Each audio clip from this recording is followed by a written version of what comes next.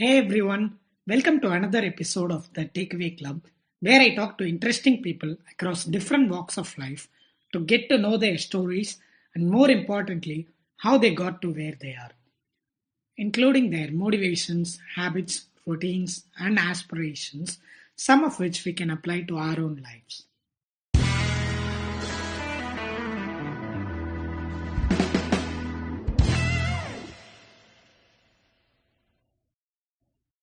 Hey, before we get into the episode, a quick update. Along with the podcast, we now have a newsletter. It's called Beat the Blues, a bite sized curation every Monday with the most interesting and random content that I come across in the week prior. Earlier, I used to do this in an ad hoc manner, sharing an article, giving book recommendations to my friends. That's when one of my friends suggested why not do this in a more organized fashion. And that's why we turned this into a weekly newsletter. It's a small, non intrusive email every Monday with a bulletin of whatever content I am currently into. It could be the books I'm reading, the podcasts I'm learning from, tweet threads that I enjoyed, just a small boost to kickstart your week. And hence the name Beat the Blues. So if you're someone who enjoys insightful random content but don't have the time to sit through and do the dirty work of browsing to find them, you're going to love this. It's super easy. Just head over to thetakeaway.club and hit the subscribe button, and you'll get the very next one.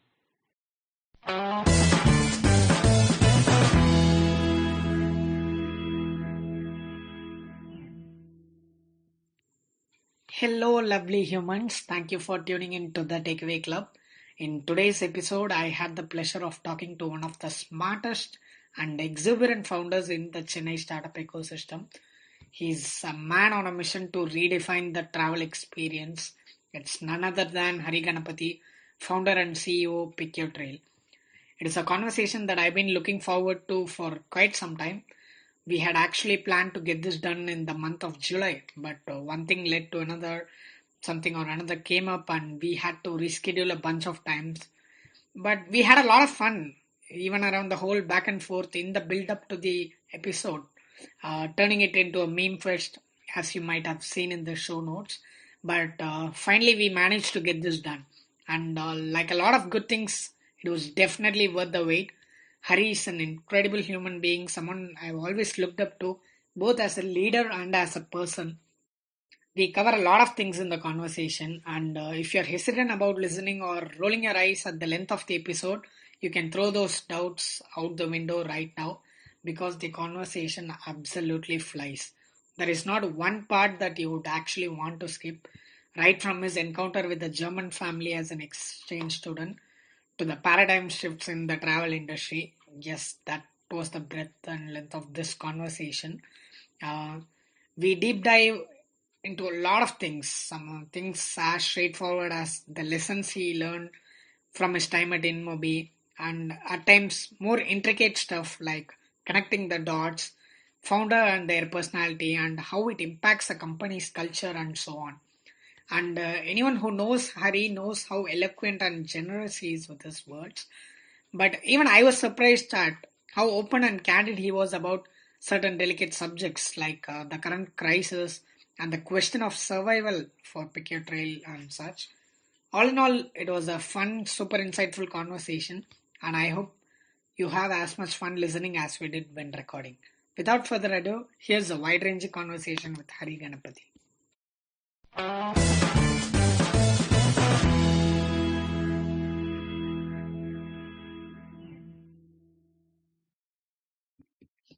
Hi, Hari.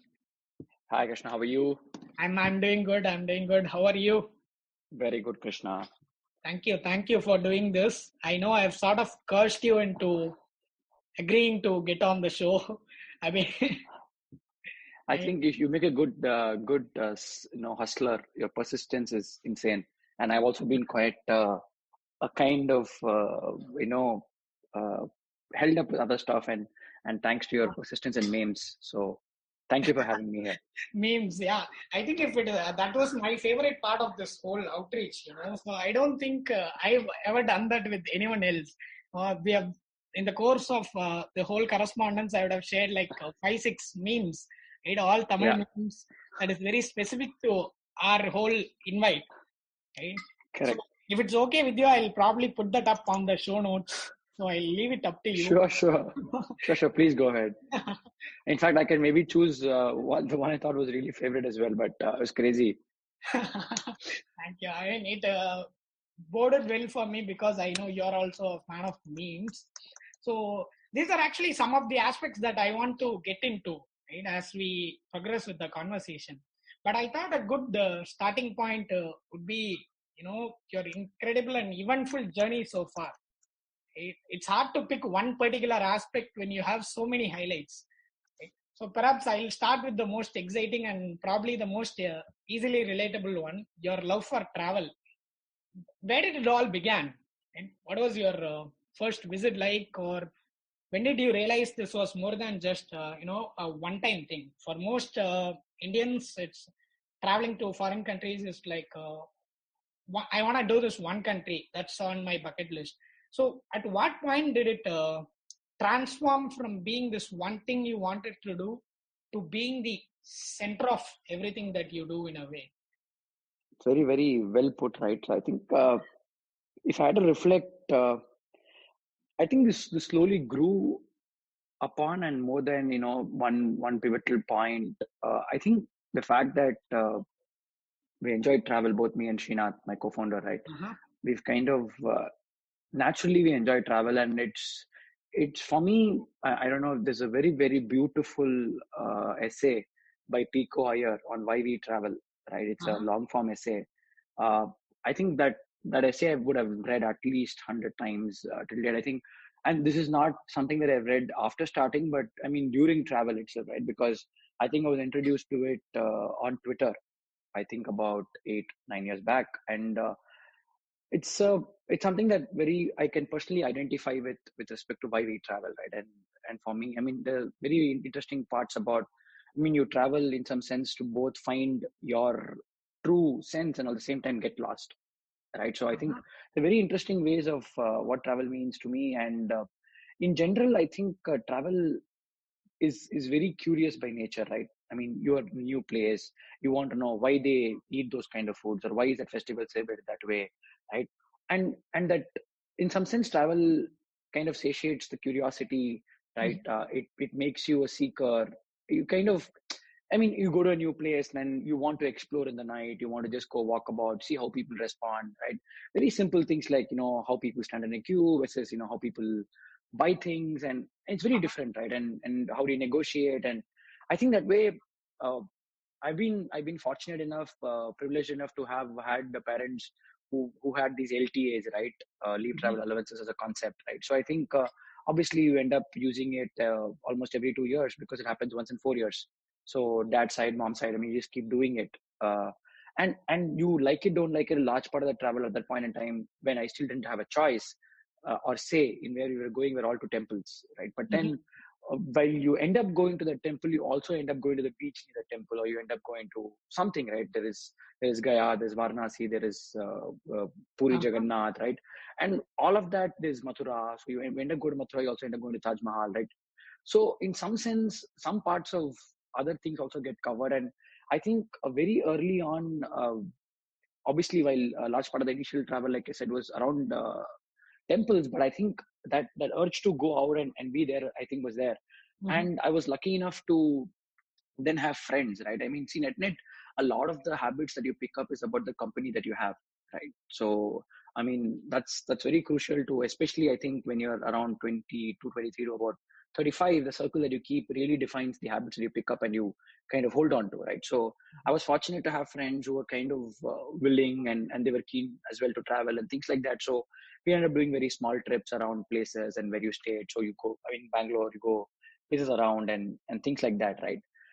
And so on, just kind of added to it. And when I got into B school, I was very very clear that I wanted to exchange program. I mean, there was one focal pivotal point of by that second semester. I mean, because purely I think that is a beautiful time to kind of explore the world, and it's a, in some sense, Mhm. accredited, you get grades for it as well, right? Obviously there is one thought process in B school also, is that that's the term where the exchange students also come in, which means it's a term to also improve your grades, because in B school it's all relative grading. So exchange students coming in also want to see and travel around India. That's why they come here, right? So I mean, generally, and they're not as competitive in some words, if I have to use the word, as Indians, right? So they don't cram so much, right? So it's a great opportunity for you to improve your grades, right? And I mean, so very clearly having that focus that no, I am going to do that, then because then you won't get, slightly greedy and say, no, should I go? I think I can improve my grades if I stay here, right? And also what it meant was I had to kind of also forego a lot of responsibilities. For example, I could not apply to be a placecom member. I could not apply to become a student alumni, a student administrative council member, because if you become members of those clubs, then you can't do your exchange term, right? So it is a trade-off, right? So but then I was fortunate enough to have that trade-off very clearly aligned, saying, you know what, now I will travel. And that was like a phenomenal experience, 3 months. And that I think in some sense really backpacking across Europe. You got a Eurail pass, so you can get board any train you want in second class for free. I mean, it's phenomenal. That experience really changed uh, the breadth at which I wanted to travel, and that was great. And eventually, the I mean, every idea needs that catalyst starting point, right? So that came in a Euro trip when me and Srinath. Srinath had his visa rejected twice, right? For a trip to Europe when he applied on his own. And then later we were going as a family jingbang to Europe, and he said, dude, I want to just apply along with you guys. And he became a nephew and he applied and he got his visa, right? That's how his reason for even applying and traveling with us was, hey, twice I've applied as a solo backpacker, I've been rejected, right? And I just want to kind of tag along with you guys and get my visa, right? I mean, that's how innocuous his reason to apply and travel with us was, right? But then little did we imagine that that trip would kind of come back and change our entire professional careers, right? So I mean, that again goes back to this is beautiful essay on by P. Marka on entrepreneur and the four types of luck, right? And one of the fundamental lucks is just to show up luck, right? And being a sales guy all my life, I mean, that's a very very under valued luck, right? Just by showing up, right? Like my multiple times, you end up creating luck. That's right? True. So I think Srinath applying for that visa just in some sense a show of luck. I mean, we kind of went there, and then when we went there, I mean, it really was like three different itineraries. Srinath wanted to do his bachelor, right, kind of stuff, and then me and my wife we want to do a bunch of stuff, and then our parents, they were stepping up for the first time. They have these huge memories of Europe and Paris and Switzerland and whatnot. So we kind of built three different itineraries within the same trip, and we managed to kind of do a good job of it. And then we also met people on the trip. They were like, hey, how are you guys doing so much? And they came in your standard package tours, right? I mean, a bunch of these experiences. This was September, October 2012, right? And then you come back, and then 2013 was when we said, okay, the idea triggered, say, okay, I mean, and before that also, right, me and Shana, we've done bike trips, right? A bunch of these stuff, right? So I think we've kind of traveled quite a bit together. So it was quite easy to kind of know, and you also know each other for about 12 years now. So I think it's a culmination of various experiences which were laid over multiple years. And we said, chalo, what's the worst that could happen, right? You're both like about 26, 27. I mean, worst could happen is in 2 years you shut down, right? And the best that could happen is, you end up building something phenomenal, and that could be enriching for both of us, right? And a large bunch of people who will come and build along with you. And also in the worst case, there's one silver lining was that we'll end up knowing so much about the industry that for the rest of our lives, travel will be subsidized, right? So, I mean, we will know enough suppliers, enough partners to kind of subsidize our travel for the rest of our years, right? That's the opportunity cost of not working 2 years versus you getting good flight deals. I mean, Srinath booked a flight deal for Turkey, business class return trip at 20 grand per person. I mean, you end up figuring all of this out by being part of that trade. So I think it's a bunch of stuff, but very early on, travel has been integral part of what I've done. And those life experiences have kind of made it easy to make this choice and commit to it for a much larger period of time. Makes sense. So can you recall like a particular encounter or maybe a situation with a group of people, perhaps a cultural practice that is unique to one particular country that caught your attention? So I'll tell you, I mean, my student exchange program itself, right? I'll talk about it. So I mean, I knew German. I studied German for a while, so I was very clear I want to apply in Germany to also enhance my German speaking skills and things like that, right? So I applied and I got through university in a place called Zeppelin. Zeppelin is at the border between Austria, Switzerland, and Germany. The Mm-hmm. choice also was because from there, Austria was like, it's like from Chennai to Pondicherry, Madri, but faster trains. So 20 minutes you're in Austria, in a 30-minute boat ride you're in Switzerland. It's a very fancy thing. Like you're like, oh, I'm going on exchange, but I can go to Switzerland whenever I want. I can go to Austria whenever I want. Only when you go there, you realize it's like Karnataka, Kerala, Tamil Nadu. But then, like, you're always being taught about 3 different countries and things like that. So I said, we'll go there. And then after I applied, the university kind of wrote back to me saying, given you know German, right? Do you want to try a program which we are doing, which is called Stay with the Family, right? Wow. Wherein you'll be staying with a German family. I said, okay, super, what not? We'll just try and do it, right? And then we wrote a couple of families, and finally one of them accepted, and I was game. Right? So I mean, imagine, right? I mean, I've never actually till that point. I've broadly lived only with my family. I've never even had to live. Even college was the first time I had to live kind of in a hostel kind of stuff, right? So I was going to stay with a separate family. I thought, okay, I mean, they'll have a house and side door outhouse will be there. I'll be kind of somewhere there in some sense, right? And I land up, and then I realized that I'm going to be actually staying with them in one of their bedrooms. Right? I mean, it had to be the same hall, same kitchen. And I mean, that was very, very new for me. And that even the thought was alien. And this was before Airbnb days, right? Right. So imagine the thought of having to actually stay with the family was very new. Right? Okay, there was one surprise and shock I had to get along with. The first day I landed at about 4 o'clock in the afternoon in their house. Right? And then I go there and we settle down. I'm still getting over the shock. It's the same bedroom. And I have to like, you can't, there's no, in some sense, you're invading into their privacy and they're invading into your privacy, but you're still making it a transaction out of it, right? So, and then at about 4:35, we kind of slowly icebreaker, getting to know each other, and they made tea and stuff, yeah, chai and things like that. And then about 6:37, the host mom, Simone, she asked me, so Hari, you must be hungry. Do you want something to eat? Right? And I don't know, I just said no, right? No, I'm comfortable, right? And we are so used to in our homes and cultures, right? No, have something to eat, And that lady just walked out and she said good night and I slept. She just slept. And there I was waiting for somebody to again ask me saying, have something to eat. Right? I don't know. I just said, I'm not hungry, I'm not come. And they just went to sleep at about 7:30 in the evening. And imagine being in a house you don't know, you don't even know the kitchen, how it feels, and then there's no food. So there's literally no food. Found yourself like Dhanush in Yaradi Ni Mohini. No, it's crazy. and I tried mumbling and grumbling and going to bed. I was really hungry, right? Then apdiye night 10:30 I woke up and we had this habit of eating late night. Some bread I found, some spread I found. And the poor thing, they're so used to being, it's not like a very big city, right? So it's very, very well spaced out. So there's literally no noise when you're sleeping. And there I was making noises with cutlery and stuff, and she woke up. But she also could not come and tell me anything because she also found it very awkward. And I had to make my own food. It was crazy. So from that time on, they are nice people, right? It's just not in their culture to do this. That's it. I mean, they ask you once, 3 times. So for us, there is a certain sense of warmth, right? In you saying no, and then me asking you again, and then you saying yes. Right? It's part of your, like we go to all of these Rajasthani food places, right? They just keep pouring food. Like for us, that pouring that love and affection is a way we kind of say we care, right? They're like very transactional even there. You want, you don't want, okay, I don't want, fine, super, done.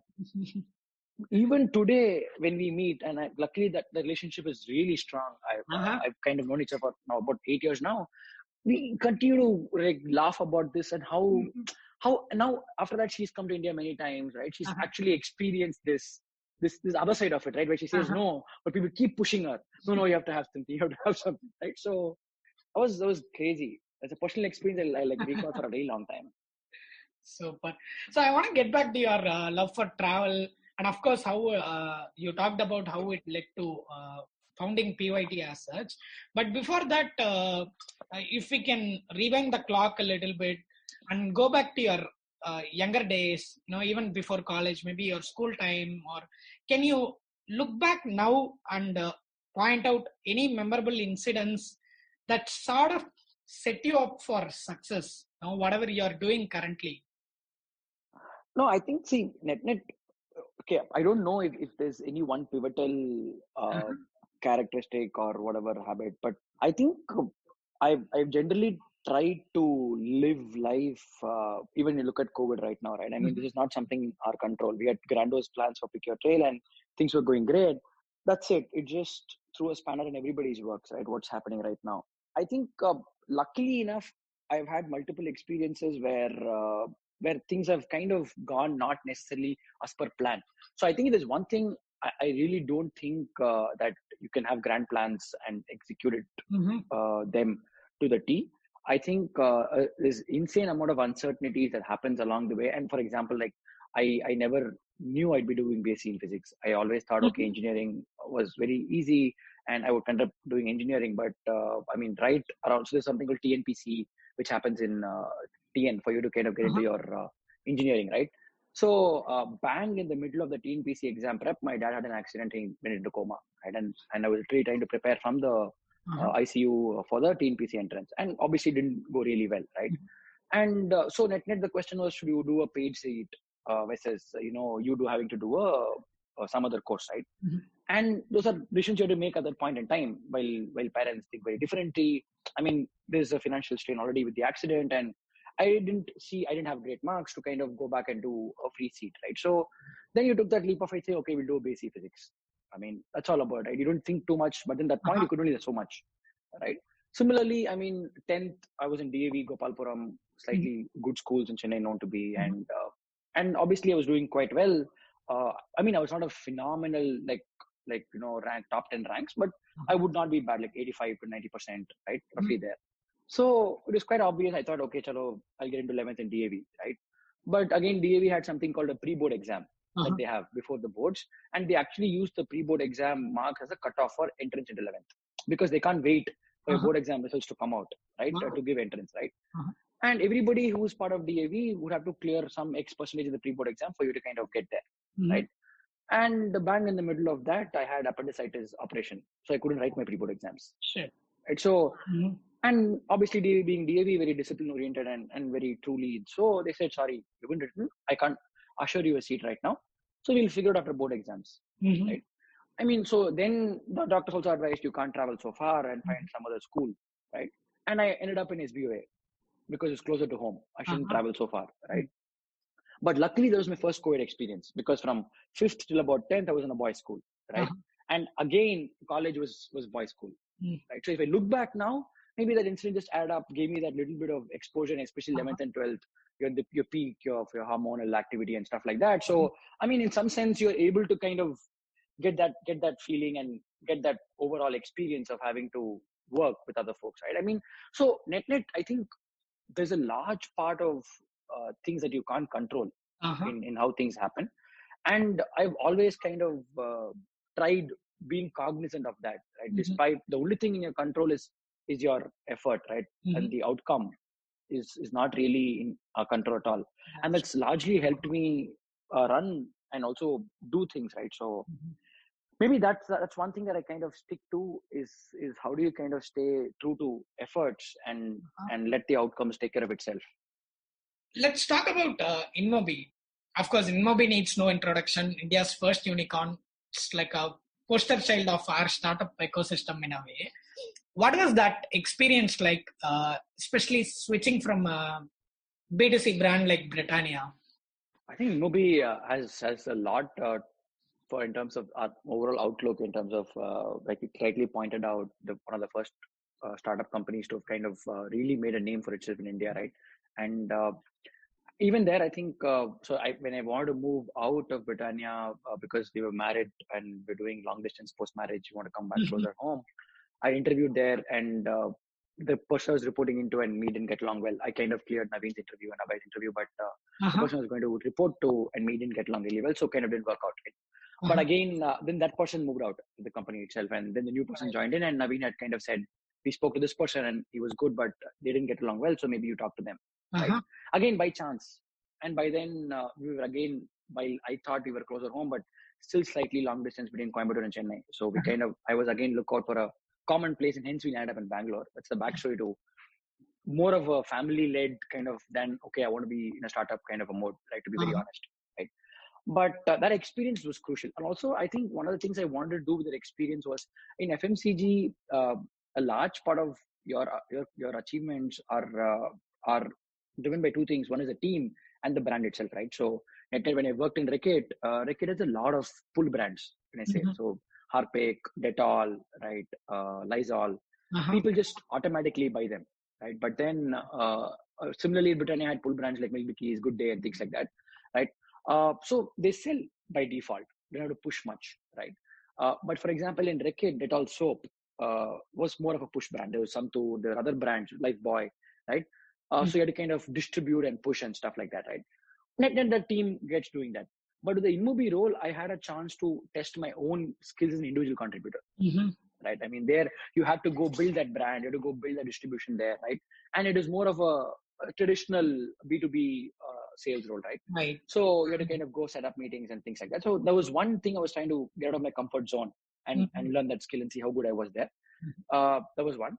But generally, I think the second thing also was a family coming together in Bangalore there. I think that experience was a very, very interesting because I was India business employee number 3 or 4, right? The sales team was just getting built and we were just getting out there. And to really, I mean, we were in Indira Nagar, I think one small, like 4-bedroom kind of a place, right? And it was great to see how much of, perseverance and risk taking. I mean, they started off as M Coach, which was sending SMS to places and things like that, right? And from there, when they moved to mobile advertising, right? I mean, I still remember my initial 1 year, right, 2011, I used to go to meetings. Even brands would only know SMS advertising as mobile advertising, right? Sending SMS blasts. We're the biggest mobile advertising. When we said we're a mobile ad network, they'll be like, what is it? Are you like, sending SMS and things like that, right?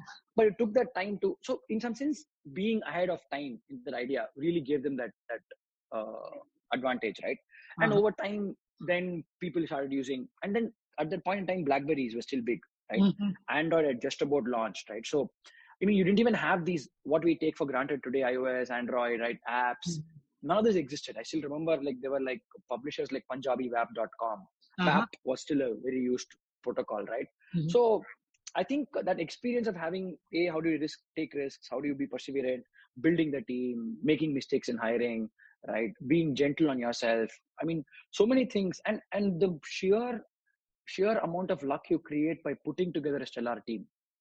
Right? I think at some point, if you have to really succeed from an idea to a slightly growing startup to a big company, I mean, the team that you put together really plays a significant role, right? I mean, there's so much only you can do after a point. So I saw that clearly the focus on really getting good people on board. Culture, I mean, large part of the culture that I kind of harp about and I truly believe about, I could see that there, right? I mean, they really were people first, right? And there is this, a lot of that really helped. And you end up working with smart folks around you, they push you, right? And then you get pushed and there are new things you learn every time, right? So I think that way is a phenomenal experience. And the fact that, so I don't know if you've seen The Matrix, right? There's a scene where they go meet the Merovingian and then in search of the keymaker, right? And then they find the keymaker and they start running and then Keanu Reeves is fighting the henchman. Right. And in one such scene, they cut him and blood drops, right? And then the Merovingian says, see, he too is human, right? So I had one such moment with Naveen in Bombay airport, right? Where his flight was delayed and I had done some other meetings and I was the later flight where he was supposed to delayed flight. And we got like 30 minutes with him. And then to just hear him, right, candidly talk about the experience and they had just about raised the SoftBank round as well, 200 million coming in, right? It was not a small amount, right? At the 2012 times, right? 11, 12. So just that moment talking to him, you could really see just on the human on the other side, right? Yeah. Obviously you have that aura around, something successful, you've got such a big round in, you build something phenomenal, but then just to that 30 minutes, that call really gave that connection have a lot of strength and motivation saying, okay, net, I mean, we're all the same in some sense. It's just about how much you are able to believe in yourself, how much you're able to do the right things more often than not, which kind of define, right, how far you're able to get things moving, right? So I think that was a beautiful conversation. And honestly, it's not like I joined the startup to say, okay, we'll do something on our own. But again, that conversation was again some experiences that add up to it. And then I also had very good managers, right? While at InMobi. And large part of the confidence was, I mean, look at it, right? I mean, you look at InMobi, the number of people who have gone and started from InMobi is very high. Right. So, and this is much before this current era, right? They were very open. Even then, I think like culture is really strong. So even now from PickYourTrail, people go out and start, right? I'm able to kind of really deeply well wish for them because I was meeting the same experience, right? Right. By InMobi. I think those kind of things really hit you at a very fundamental level, and you want to really people to succeed. That's very true. So I think that way, very beautiful experience and a large part of risk taking, perseverance, being gentle. I think I owe InMobi a lot there. It's amazing. So finally, let's talk about PickYourTrail. Obviously, we touched upon that right at the start of the conversation. So, of course, if we had this conversation at the tail end of last year, it would have been a much different one. And you were in this high-flying mode in a way as a startup as such. Okay? And then, of course, COVID happened. Like you said, nobody could predict it. I mean, I love how Girish put it in one of the podcast episodes.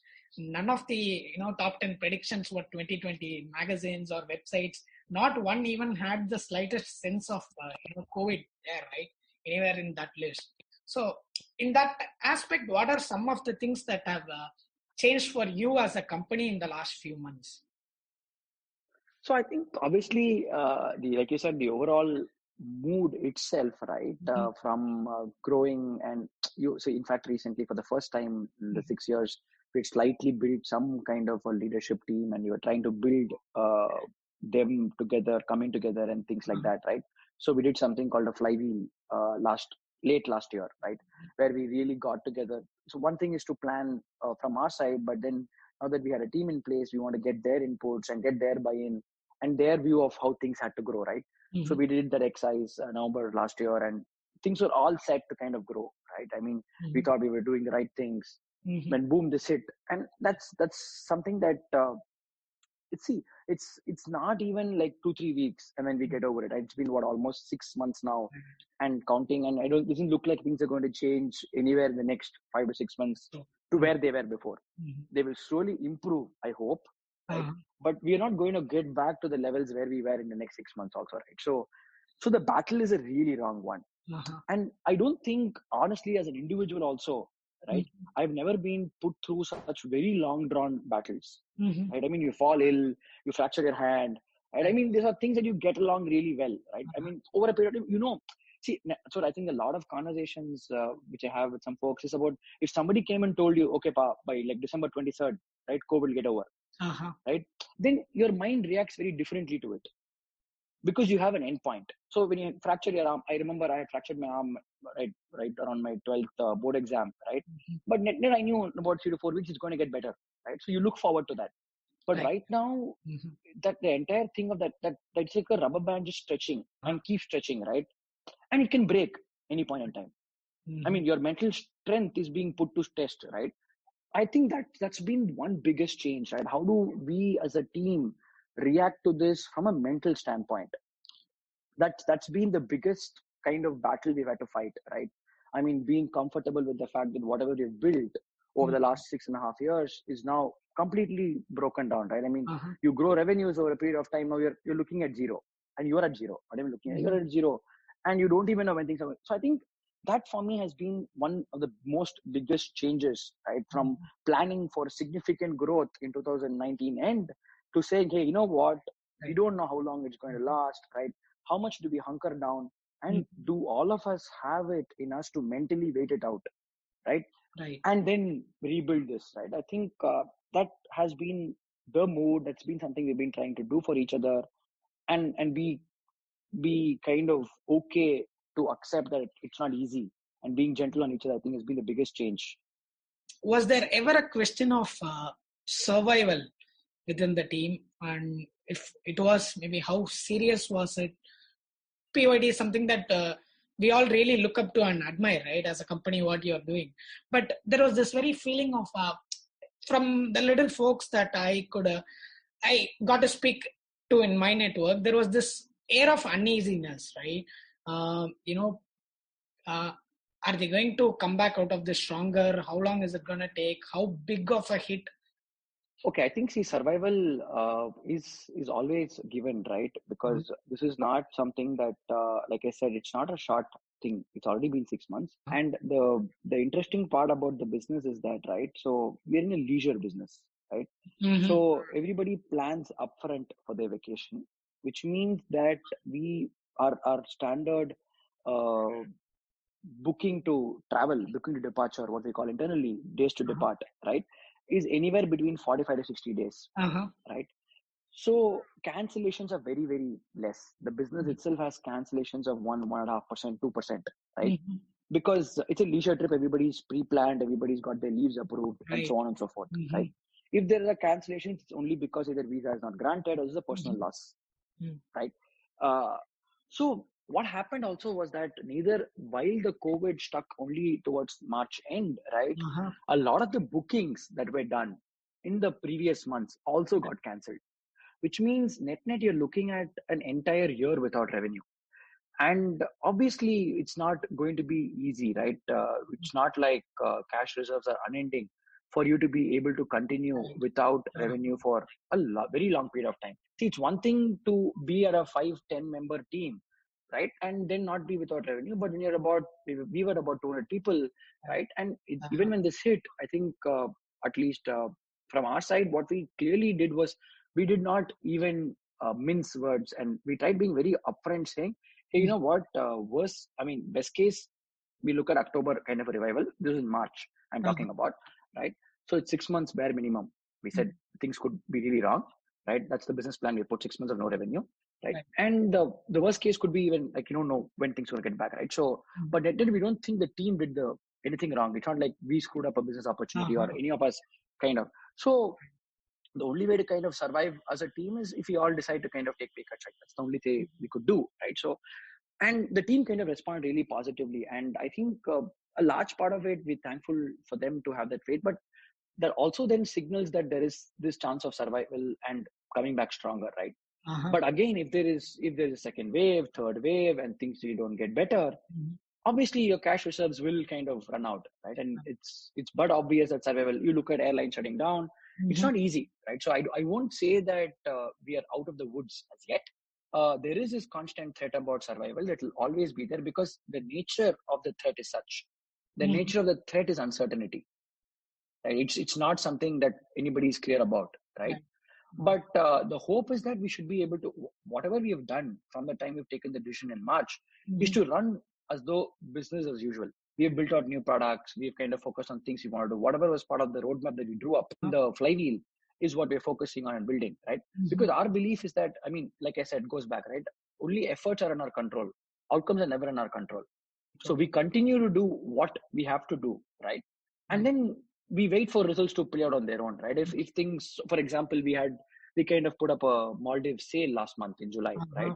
And obviously nobody even thought that, okay, Maldives, who would book? But we had a good amount of bookings for that. So the things we learned from there was that, okay, people are having intent to book, right? People want to book, but the only thing is they want flexibility. So this deal was valid till October 2021, right? Right. So people could travel anytime before that. So again, those are things. Now we're running a freedom sale right now as we speak, Right. right? Where we have deals across India and outbound destinations, right? Mhm. Now these are all efforts. What the outcomes is not in our hands. We continue to do what we have to do, Mhm. and we will hope that things will get sooner. And when things, if do things get better, right? I Uh-huh. am sure the team's kind of really in the right shape, be it product, be it tech, be it business teams. Right. Everybody is in the right shape to kind of run fastest when things are off the blocks, right? Right. But if things don't change, let's say for the next 6 to 9 months, Mhm. then obviously there are questions of survival. I'd be kind of lying to you if I said no, there are no questions. But again, the time frame is what is very important. Thank you. That was actually a very candid and brutally honest way of putting things like how they are. And I read somewhere on Twitter, the companies that do survive this, they are the ones who will go on to become the faces in their respective niches. Right? Um, yeah, 2008, that's when Airbnb or even Slack, so many. Uh, apps that got built who are like ruling their spaces now. And I'm pretty confident that PYT is going to lead that pack for years to come in the travel Super. space. See, when you have so many good will wishers around, I Uh-huh. think that way it's that adds to your probabilities of success, right? So I think That's thank you for that. Super. right. And I want to switch gears at this point and get your perspective on a few things as a leader.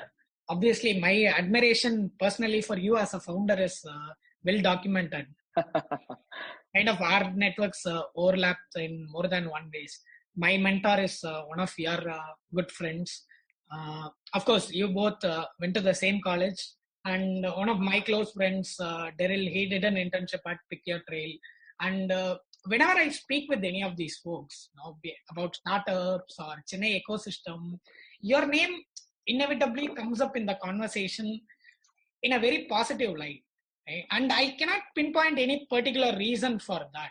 It's not like I've not even met you, right? I only know you through your LinkedIn or Twitter so far, and maybe the couple of stories that I hear from our mutual friend, right?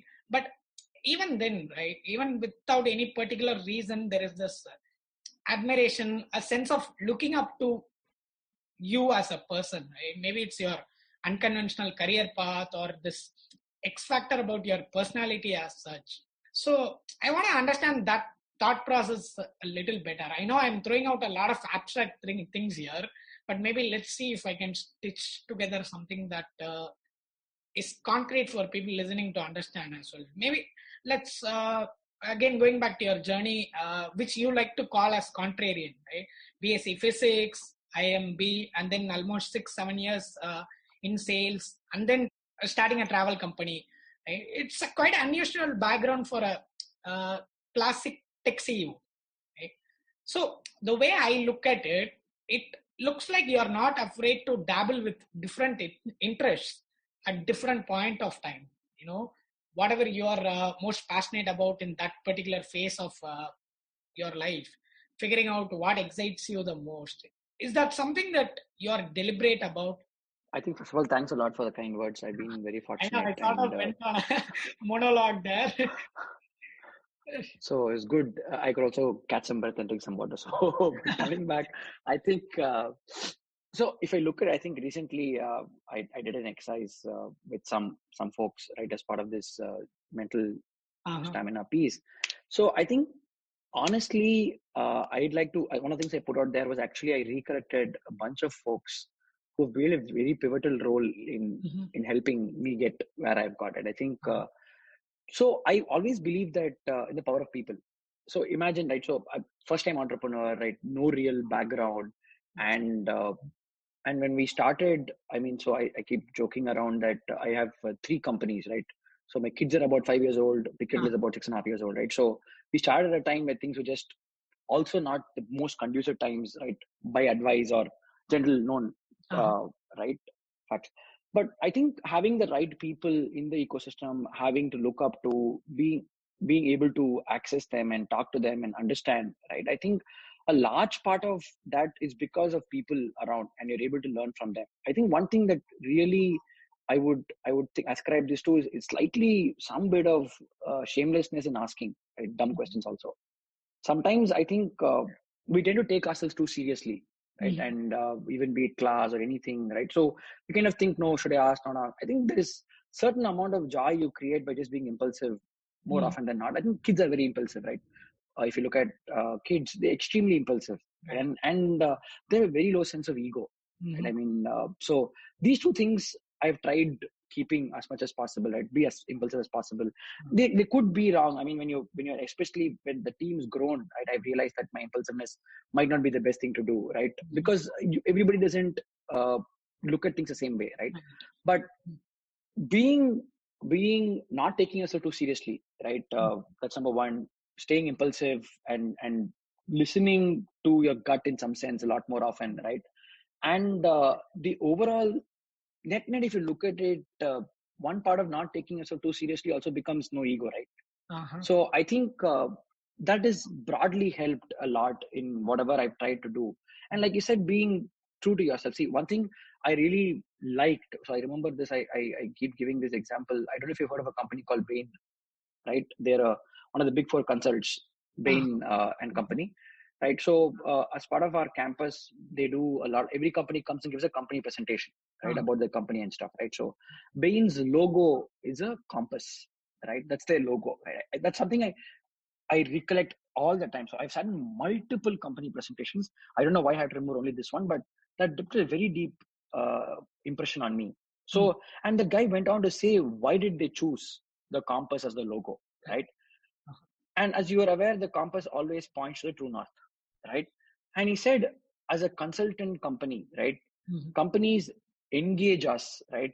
Come to us seeking advice to problems they're facing, ah, right? And our ability and first leave ability, our responsibility is to point the true north. And thereby our logo is the compass which always points to north, right? And then there are obviously sub layers to about how the ship can be navigated with a mhm, compass and how they are like the compass that helps companies navigate through troubles and things like that, right? So I think that left a very deep impression, and I strongly believe all of us have a compass, internal compass. And first, I think just to realize that is very important, that you have a compass and listen to that compass and be true to your compass. right.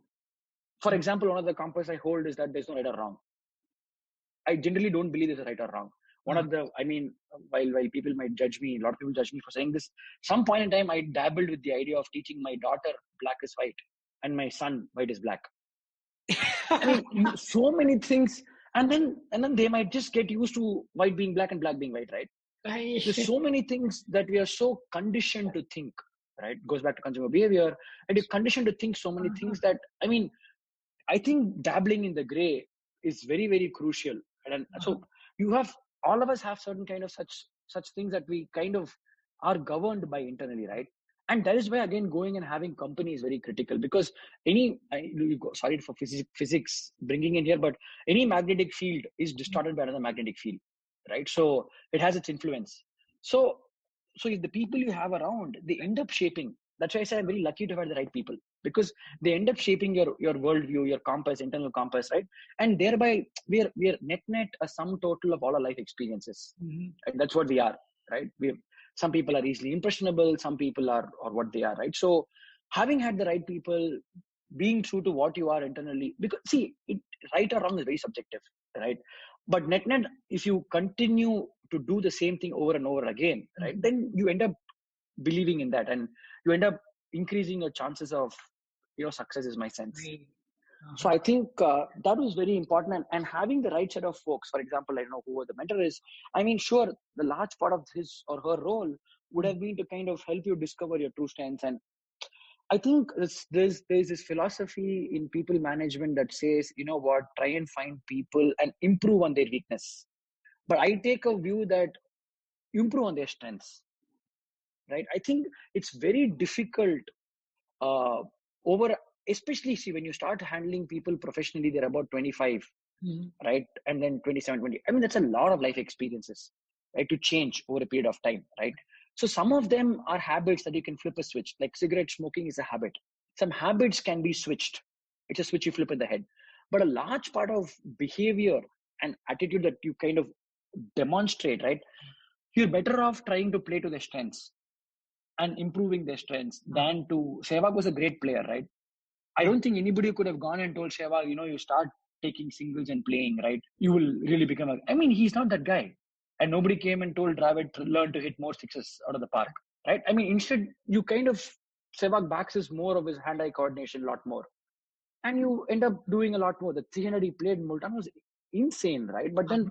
it is not because he learned to take rotate strike and singles, right? He played to his strengths. And I think getting people to play to your strengths and you as a person playing more to your strengths, Right. I think increases probabilities of success than you trying to improve weakness. Yeah, that makes a lot of sense, and I'm glad you brought up this whole uh, don't take yourself too seriously aspect, right?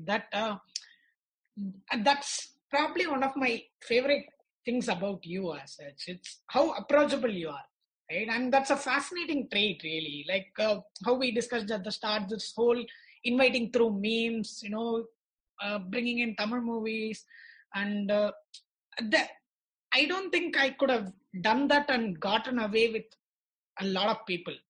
Right? Of course, a small part of me was nervous. It's this big time founder with a super busy schedule. Oh, come Uh, on. but how can I go about sending some random Tamil memes to him? What would he think about this and all? But there was this small part that believed that he would actually appreciate the humor, right? Which is exactly how it turned out to be. And I'm very fascinated by that persona as such. But how do you draw that line? This line between the person I am and the kind of company I want to build. I'm obviously some of these are very individualistic traits, right? It's very specific to who you are as a person, your experiences, the people you spend time with, and all. But when you look at 100 employees and 200 employees, how do you strike this balance between Hari as a person and Hari as a leader of Pick Your Trail?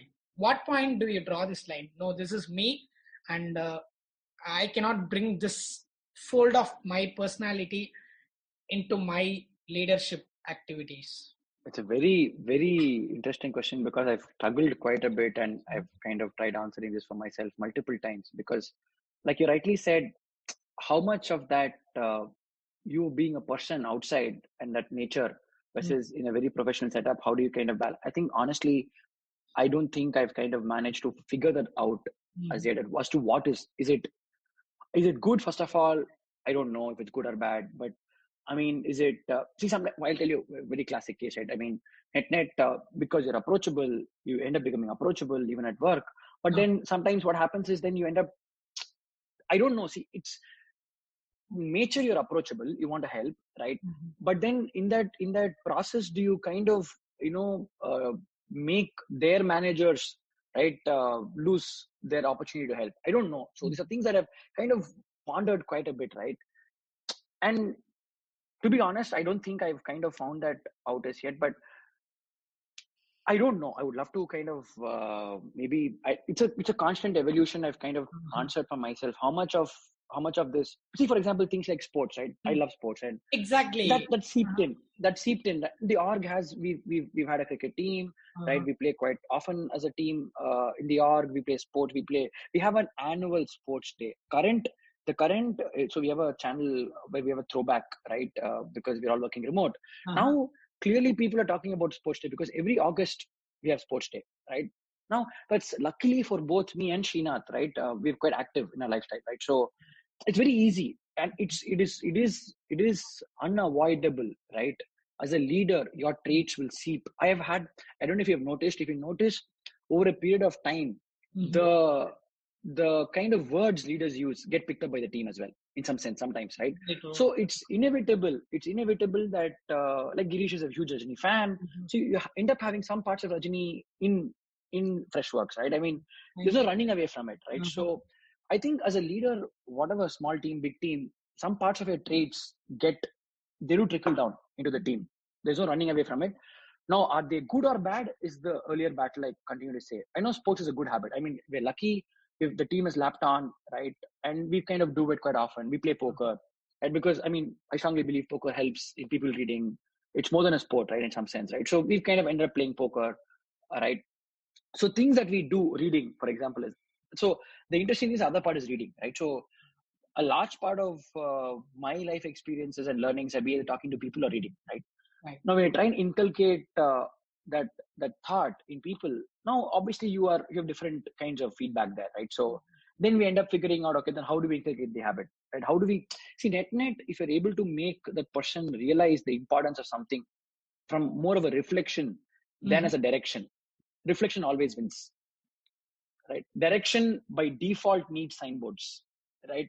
Otherwise you're lost, right? If you're taking directions, you need directions continuously, right?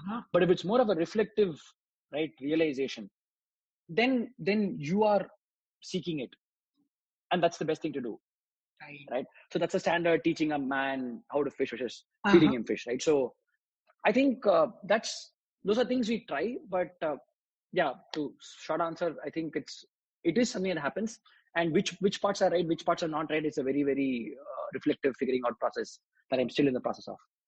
That makes a lot of sense, Hari. And before we head to the final part of the show, which I like to call as the random day, I actually have a couple of questions from some of my close friends. Right? Obviously, since I mentioned I'm talking to Hari Ganapathy, and they couldn't resist, they wanted to get in on this. Summa kalayenge. See, this is exactly the kind of trait that I so admire. And so anyway, it looks to me that you're doing a fine job of striking that balance so far. That's just a side note there, right? So, folks who wanted your suggestion on a couple of things, right? Let me just jump into the first one here. How do you prepare yourself financially and mentally? That's on caps. Before you make the jump into entrepreneurship from a steady paying job. Right? And I think this makes a lot of sense for you to answer than a lot of people, because you didn't set out as someone who wanted to found a company, if I'm not mistaken there. So super. I think clearly there are two parts, like you rightly said. There's financial, there's mental, right? So mental is about the compass I spoke about, right? Everybody has our North Star, and we have to figure out why you're doing what you're doing, right? That has to be very clear, right? So, and the moment you jump into that, you have to realize that it's something you're doing it for your own self and not be peer pressured into what people think, right? So I think that's a mental part. Winning that mental battle is very, very important, because you have to be sold. And that obviously can be a method to that madness, right? Clearly, what's the runway you have? That's where the financial come, because financial is the most. There are really two important things, I think. Okay, there are three if we include the mental, right? The clarity on why you're doing what you're doing. Ideally, I would love that you document it, write it down for yourself, because how much ever you think you know very clearly why you're doing it, when things start blurring, it could change. One. Two is financial stability, right? I mean, you have to really plan out if you have loans, how you're going to serve for it, and things like that, right? So that's very important. Third is family backing, right? Because when there's a lot of peer pressure, you end up, at least by default, defaulting on family for support, right? And you should be very sold that at that time they're going to kind of comfort and kind of push you positively, right? And not really say apave sonna, you should have thought about it. I mean, it's the last thing you want, right? So I mean, so especially for those of you in love marriage, you'll realize that Right. Depending on how well you have convinced your parents, right? On the first fight, the response can be very different, right? So you don't want that. You want them to back you with all love, right? So I think the financial part and the family part is very easy to solve. The mental part is, I think, you having that clear sense of purpose of why you're doing, and be very okay. I think, see, there's no better time to start up right now in India, right? I mean, there's so much. If you talk about funding, there's so much funding available right now. Right? If you talk about people, there's so much talent available right now. If you talk about general risk-taking abilities, right? Look at yourself, right? You've quit a full-time job, and now you're doing a podcast, right? You've got a very funny logo, and people are generally a lot more risk-taking right now than 10 years before. Right? So the chances of you finding more like-minded risk-taking people, right, is highest, right? And I think it's no more the case that you won't even find brides if you're a startup founder, right? Apparently now chances are higher than, let's say, 7-8 years before.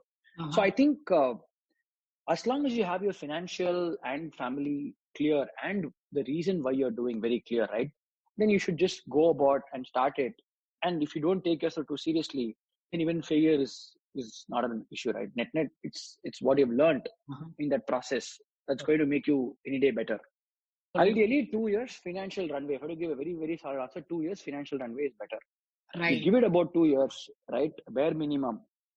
And then within the year, you will realize that, will that 2 become another 2, another 1, and then you keep building on top of it. Right. And honestly, success is a very, very internal metric. I think if you don't place success outside and leave it internal, right, I think then that's very important for you to feel at peace within yourself. I think that sort of there is a question coming up later in the random deck. I think you have answered a lot of that in this one as well. So let me jump to the second one that one of my other people in the network has asked. I know this is a little unconventional to ask this to you, but what are some of the opportunities for someone trying to start up in the travel space? I'm sure you want to be the first one to jump onto something like that, No, but I think it is wide enough space that there is room for multiple players.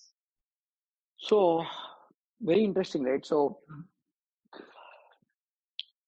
what are other spaces? We did that exercise sometime in April, to be very honest, to see, okay, COVID is stuck. What all can we do other than this, what you're doing from a travel Mhm. specific? See, okay, you look at India as a market itself, Uh-huh. right? So it's going to explode over the next 10, 12 years in terms of outbound travel, in terms of domestic travel, in terms Right. of, right?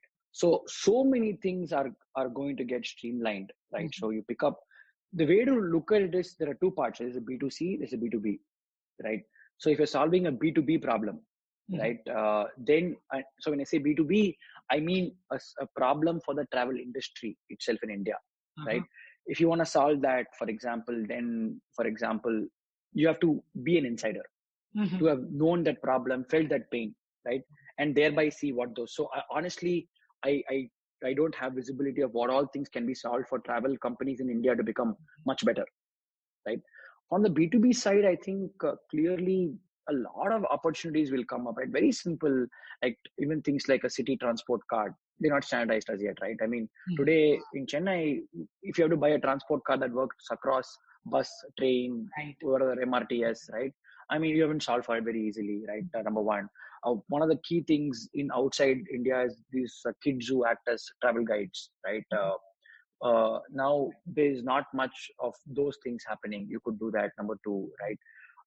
I think there's a lot that could be done. See, for example, high speed train network is not yet up and running, right? Uh-huh. But when does those things start happening in 10, 15 years, I mean, a lot of opportunities that will come along with that, right, Uh-huh. that comes up. I think within station food is a huge opportunity. Right? I mean, especially if you have high speed trains and a lot of Mhm. business travelers coming in. I've seen it happen in 2013 or Mhm. 12, 13 in Europe, right? I mean, there are bakeries up and running at 5 a.m., right? And these guys are very huge predators, right? They come in, they have a train about 3 hours, right? They end up at 9:30 in their city of work. Right. They pick up some stuff and then they move, right? So Mhm. I think in station kind of food, it could be a very very huge thing if you solve for it, right? So there could be a D2C brand playing there. Apart from that, solving for network dongle, right? Foreigners coming into India, it's still a big pain Uh-huh. trying to get a phone connection, right? So if you're able to solve that, Mhm. right, it could be a huge thing. Cars are Zoom car has kind of done some bit of it, but I think, see, one of the key things, again, it's a function of what is success for you internally. Mhm. But India actually, if you see, is like it's like Europe, Mhm. right? So that's how big it could be. So the population of Germany is less than population of Tamil Nadu, but the GDP, current GDP of Germany is I think last known when I saw is I think about at least 6, 7 times more than Tamil Nadu, right? Uh-huh. So even if you just solve for TN something, right, you have a significant opportunity at building something of value. I mean, I say value, couple of 100 crores at bare minimum, right? So then you pick up entire TN, right? So entire South India, if you solve for it, right? I mean, pilgrim tours. Just Mhm. think about it, right? I mean, there's such a huge opportunity, right, Right. in pilgrim tours, right? And you just have to standardize it. The experience has to be insane, right? You have to add a lot of value there. Content has to be created for that. It can't be like top 10 things to do in Tanjavur, right? Uh-huh. I mean, how do you get a really solid guy to come and do an Airbnb meets Airbnb experiences meets, some solid transportation problem if you could solve? Mhm. I think that could be insane.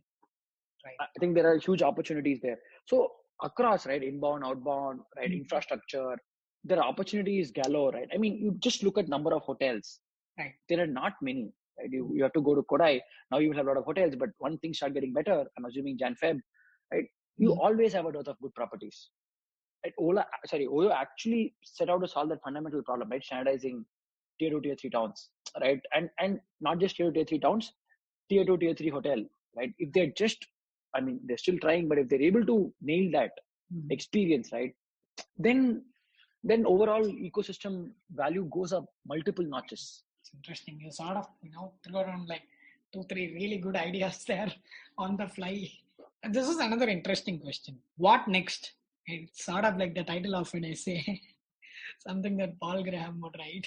So, as the what next? So, the subtext is as the world wakes up to a new paradigm in travel and vacation, how is PYT going to adapt to this, run the race in becoming a market leader here? So I think when we had to internally also reflect on COVID and its impact, right? So there are two kinds of, at least is my personal opinion. I'm happy to be kind of your comments and anybody else's listening comments as well, right?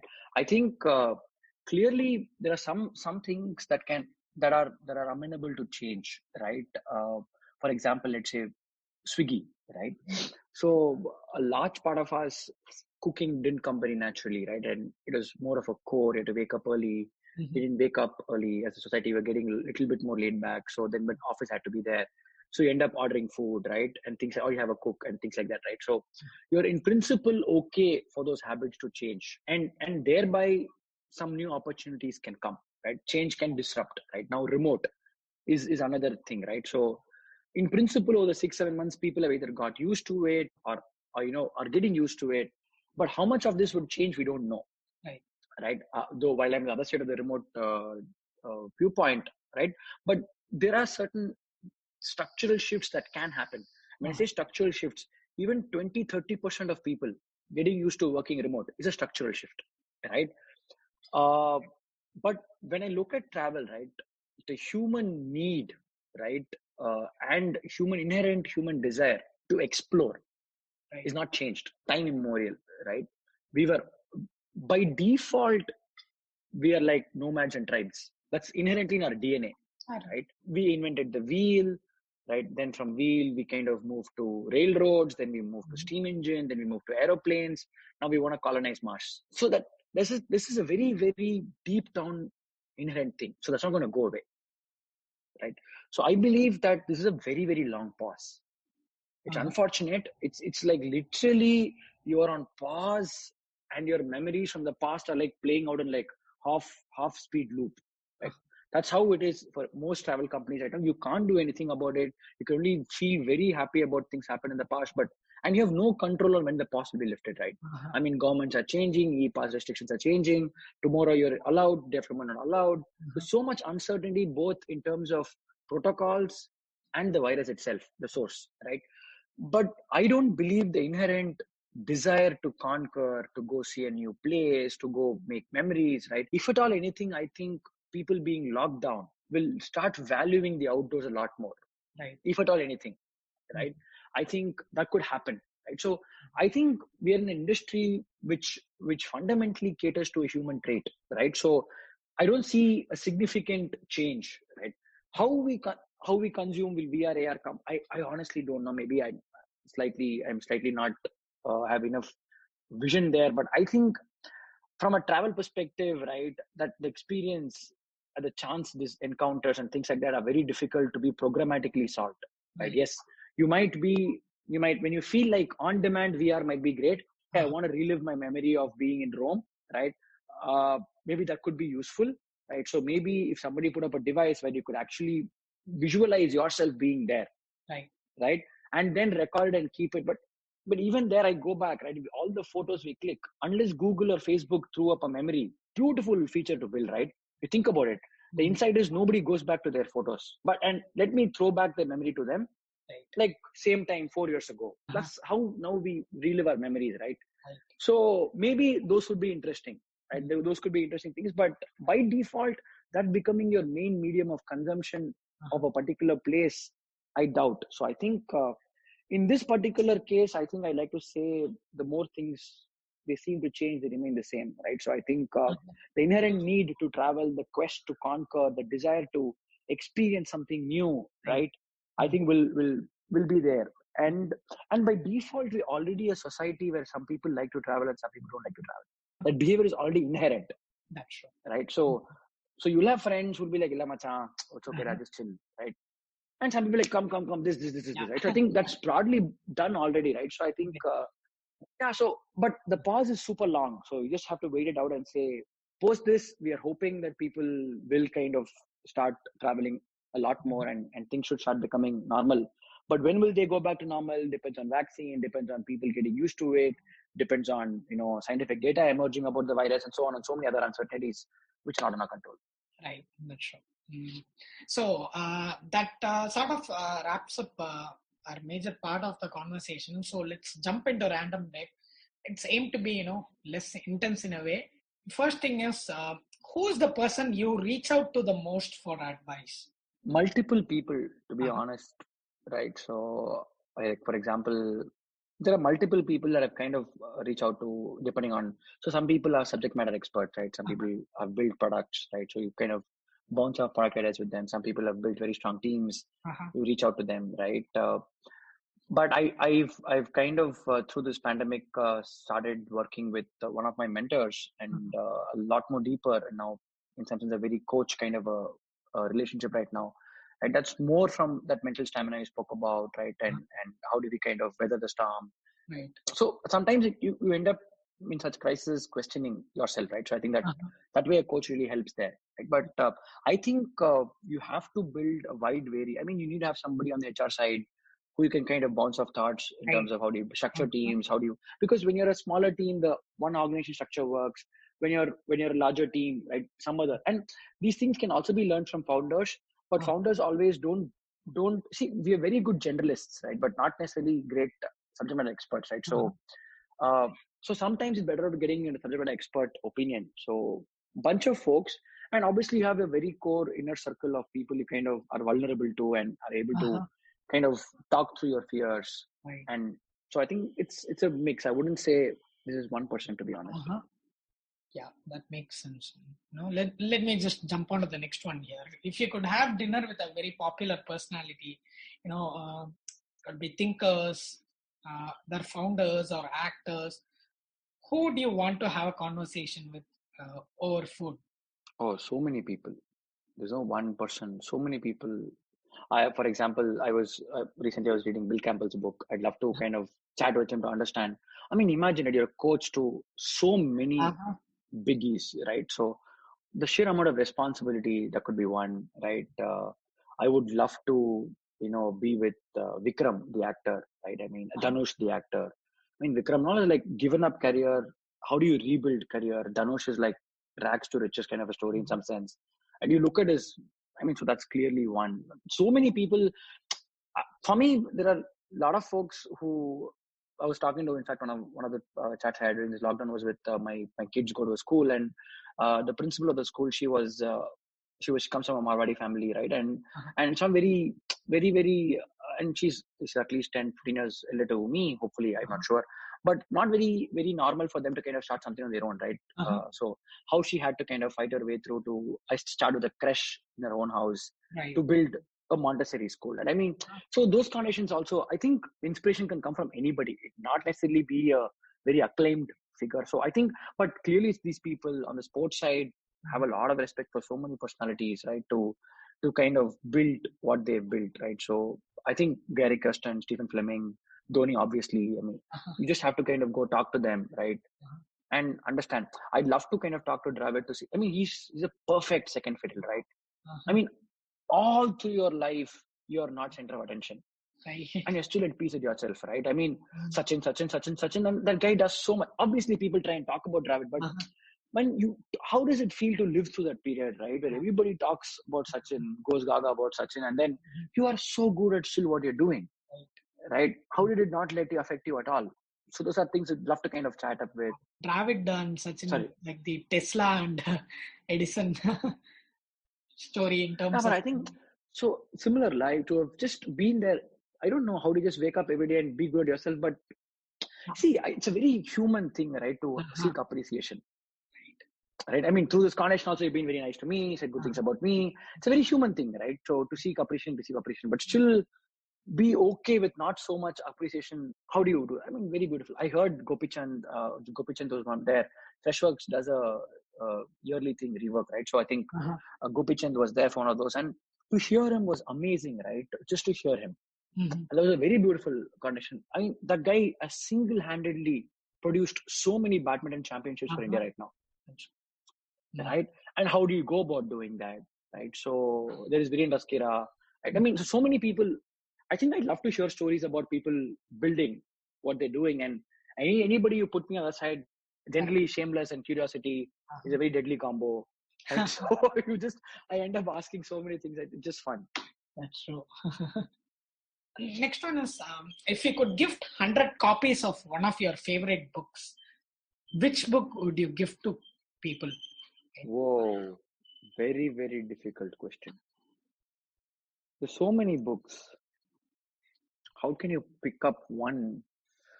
Very difficult, to be very honest. I'll let you have three.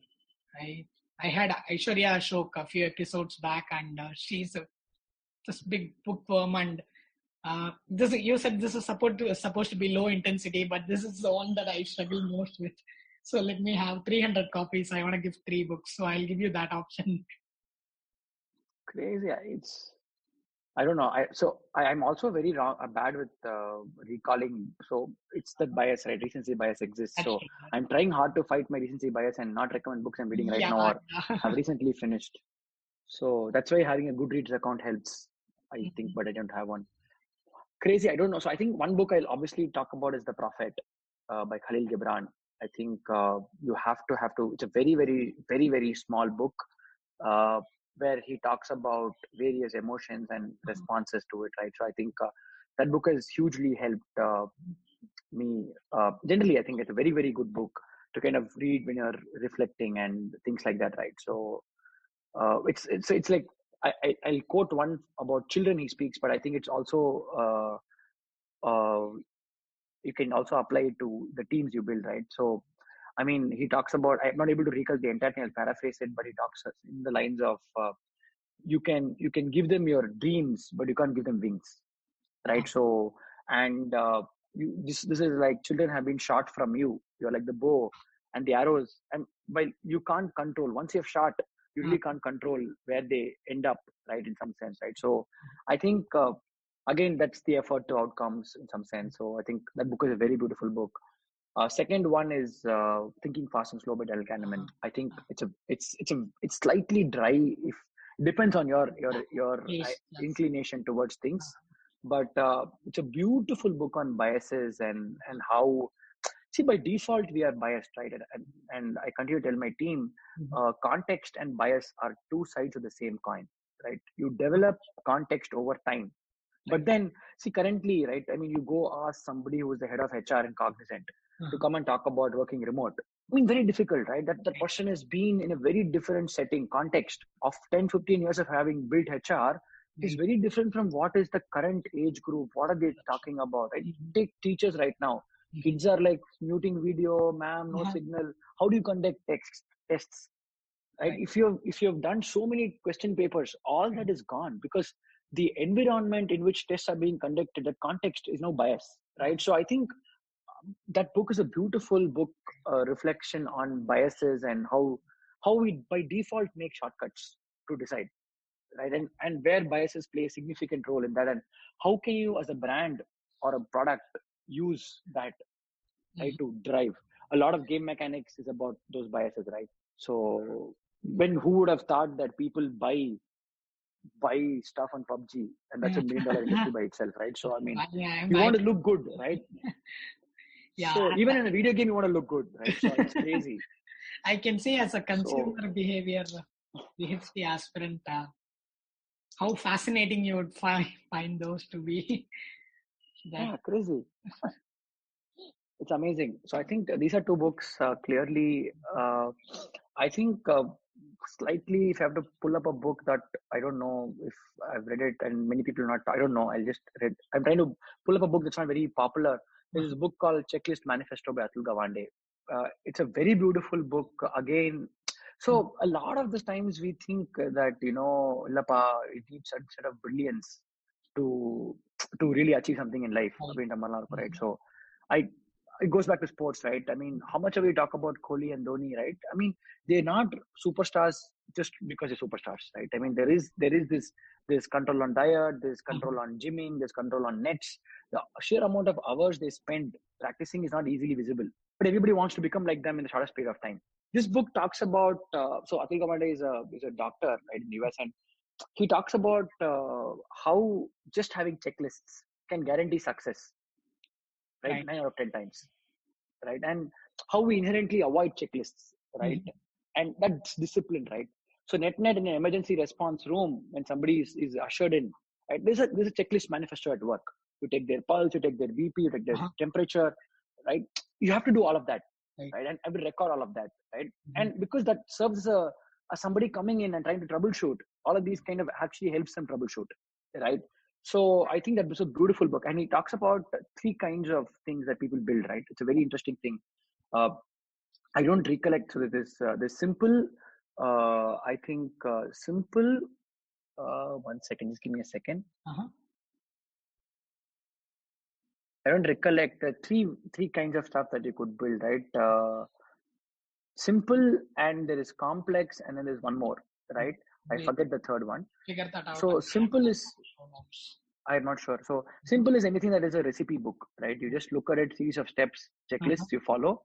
That's why everybody's been now baking in the lockdown, right? It's very easy to bake. You follow a set of steps, you end up having a cake. The beauty is you just put the picture. You don't put the face of the person eating the cake. You just put the cake, right? I mean, so it's quite simple to bake that cake. Right? Yeah. Complex is a series of simple things done over time, right? So it's building a house, right? It's in some sense complex, but it's a series of steps you follow over a period of time. It's a multiple things, right? But the third thing, I forget what it's called, or it could be called complex, and I'm kind of changing. I'm not sure. But these are things that you really have no checklists. There's no replica success possible, right? It is raising a kid. It is building a company. It is building culture, right? There is no one secret sauce. Right. So, and it's so much of trial and error, right? And there is no, what works for me does not work for you. Right? You look at company cultures, right? I mean, some companies are very output driven. Some companies are very, I mean, what works for them? That's the beauty about one person's lemonade, not, or drinking somebody's Kool-Aid for you, right? Doesn't make sense. That is why you can't take advice and try. So that is, and he says that, and I think over time I've come to realize that like 8 or 9 out of 10 things that we do either fall in the simple or the complex pieces, right? But we end up putting them on the third most bucket. Right. That's complicated, so that, if I'm not mistaken. So I did it. Okay. I did a quick Google. Let me just confirm, and I'll add it in the show notes for people who want to refer to that. I think that is a very good realization, because when you throw problems to managers or to leaders or for ourselves, right, we end up overcomplicating it by default, right? But if you're able to just say, it's either this or this, right? And then what works? A checklist works. A checklist always works, right? So like very complex things like page speed, right? Page speed is Google has so many things to go and are there at a page speed. But then if you realize it's a bunch of things on a checklist, and then every push and release, if you're able to check if all of them are done, then more often than not, page speed is under control.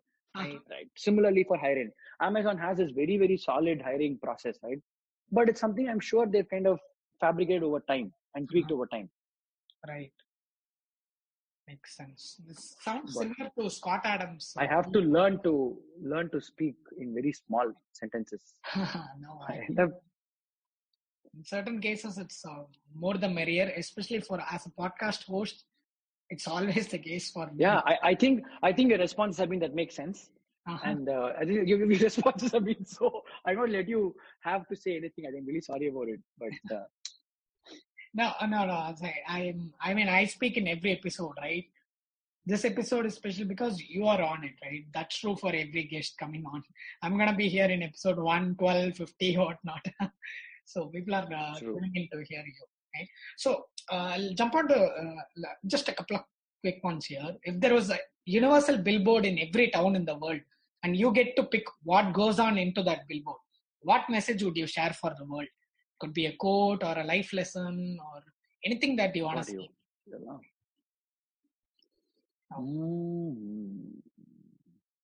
Very difficult. See, this is a challenge, right? A lot of these things become very recency bias. You ask me 6 months later, I have a different quote. I mean, very difficult to say, this is what makes sense. I think if there's anything I would like to say, it would be more often than not, we tend to underestimate our own potential. Right. I think, that process of discovering your potential, I think, could be beautiful.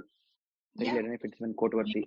This makes sense, and I'm sorry for putting you in a spot more often than not. This is supposed to be the most chilled out part of the conversation. Really, you have left so much open-ended questions. Right. Finally, before we reverse the tables and you get to ask me one question, let's close out this with this one, with you being in the hot seat of answering things. Now, if you could nominate one person from your network to share their stories or experiences on the Takeaway Club, who would that person be? Bunch of folks in Chennai, I think quite a bit. Ashwini from Match State Den, I think she's done phenomenally well. Again, this is again predominantly, I stick to startup because it makes more sense for your audience as well. Krish from ChargeBee, right, has done good work. I don't know, you should try and get Karthi, who I have huge respect for him. I don't know if you've heard of Karthi, Karthi Vidya Vidya. Volunteer. Uh-huh. Yeah. I did an episode with him. You should check that out. Oh, super. Oh, great. He's a great guy. Huge respect for him. So I think he's a great guy as well. I sort of wanted to do something. I mean, I have huge admiration for what he does, and I sort of turned that one into a mini fundraiser.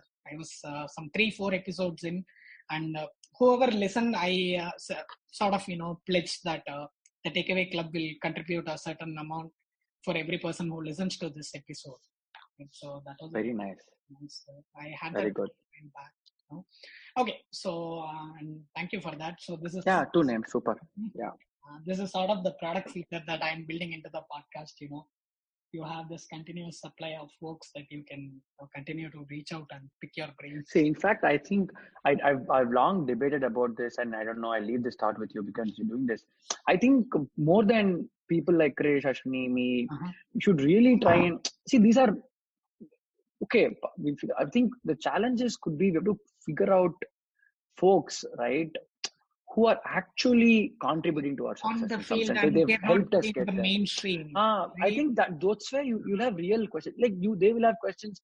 I really wish there were more podcasts to because anybody joining. Okay, obviously there's a certain bunch you want to inspire and get people, more people to start up because somebody inspired us. But I think we also need to hear from people who genuinely have gone through pains of working from 0 to 100, right?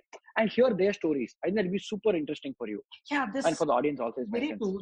This is something that I've contemplated in more than once. It's sort of like a chicken and egg problem, The audience wants to listen to people who are in the mainstream successful, if I could use that term, right? I reached out to you because I already know you.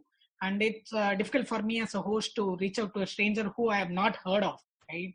So, but I clearly see this is something that I'm trying to see if I can do something to fix. So one of the plans that I have is, make it into seasons, like how you have TV shows, rather than go episode 25, 30, 40, and so on. Say season 1, episode 10, 20, and then season 2, episode 1, and have these themes. And like you said, one of the themes that I've been trying to figure out if I can make it work is, something like voice of the voiceless. People like you say who are in the trenches, moving the needle, but who people have not heard. Maybe if I can bring someone like that, that would be nice. But yeah, it's something that I'm trying to see how I can sort of contribute to that. See, I think marketing that, like you're saying, will always be a challenge. But I think if you do it consistently, right, and that's a personal drive. That's actually the question I wanted to post to you also. How do you build consistency in something like a podcast, right? But if you're able to do it sooner than later, I think there'll be more people. Okay, one of the biggest things is you have to get someone who can kind of hold and kind of talk relevantly as well. That's the thing. Obviously, selection there, but I think those voices will be a lot more relatable. Net, you want people who are relatable, right? So you will be able to leave I think a much more impact there is my sense. Because see, net, like what is the question you're asking? What books you'll recommend? Right. What's the point of asking what books you'll recommend? Then you want to talk to the guy and say book what do you do to keep yourself? How do you improve yourself? Because I mean those are things that people I think would want to know. Is my I mean I don't know, I might be wrong, but that's the question I want to leave you with and say. Nice. But yeah, I caught you there. just by saying things and making people aware can be a significant win. Right. Uh, I think that's something that I also want to do. Right, when you look at the end of the day, as a podcaster, just like how a company wants to maximize its reach and everything, I have a set of mini milestones and product plans and as such, right, to see to take it to the subsequent levels, right, and I'm trying to see how I can bring in these. I'm not even sure what the right uh, diplomatic way to call it. You can't go about calling lesser known people. I'm not sure if that's even applicable in today's.